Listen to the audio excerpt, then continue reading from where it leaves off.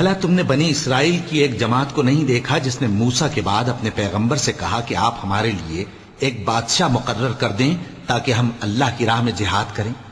پیغمبر نے کہا کہ اگر تم کو جہاد کا حکم دیا جائے تو ایسا تو نہیں کہ لڑنے سے پہلو تہی کرو۔ وہ کہنے لگے کہ ہم اللہ کی راہ میں کیوں نہ لڑیں گے جبکہ ہم وطن سے خارج اور بال بچوں سے جدا کر دیے گئے۔ پھر جب ان کو جہاد کا حکم دیا گیا تو چند اشخاص کے سوا سب پھر گئے، اور اللہ ظالموں سے خوب واقف ہے۔ اور پیغمبر نے ان سے یہ بھی کہا کہ اللہ نے تم پر طالوت کو بادشاہ مقرر فرمایا ہے۔ وہ بولے کہ اسے ہم پر بادشاہی کا حق کیوں کر ہو سکتا ہے؟ اس سے بڑھ کر بادشاہی کے مستحق تو ہم ہیں، اور اس کے پاس تو بہت سی دولت بھی نہیں۔ پیغمبر نے کہا کہ اللہ نے اس کو تم پر فضیلت دی ہے اور بادشاہی کے لیے منتخب فرمایا ہے۔ اس نے اسے علم بھی بہت سا بخشا ہے اور تن و توش بھی بڑا عطا کیا ہے، اور اللہ کو اختیار ہے جسے چاہے بادشاہی بخشے، وہ بڑا کشائش والا ہے، دانا ہے۔ اور پیغمبر نے ان سے کہا کہ ان کی یعنی طالوت کی بادشاہی کی نشانی یہ ہے کہ تمہارے پاس وہ صندوق آئے گا جس کو فرشتے اٹھائے ہوئے ہوں گے۔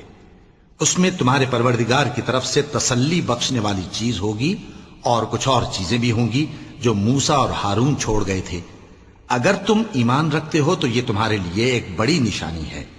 غرض جب طالوت فوجیں لے کر روانہ ہوا تو اس نے ان سے کہا کہ اللہ ایک نہر سے تمہاری آزمائش کرنے والا ہے، جو شخص اس میں سے پانی پی لے گا اس کی نسبت تصور کیا جائے گا کہ وہ میرا نہیں، اور جو نہ پیے گا وہ سمجھا جائے گا کہ میرا ہے۔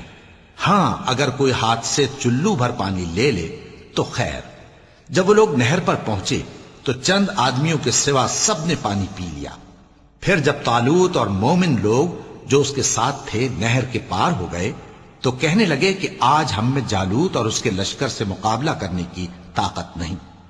جو لوگ یقین رکھتے تھے کہ ان کو اللہ کے روبرو حاضر ہونا ہے، وہ کہنے لگے کہ بسا اوقات تھوڑی سی جماعت نے اللہ کے حکم سے بڑی جماعت پر فتح حاصل کی ہے، اور اللہ ثابت قدم رہنے والوں کے ساتھ ہے۔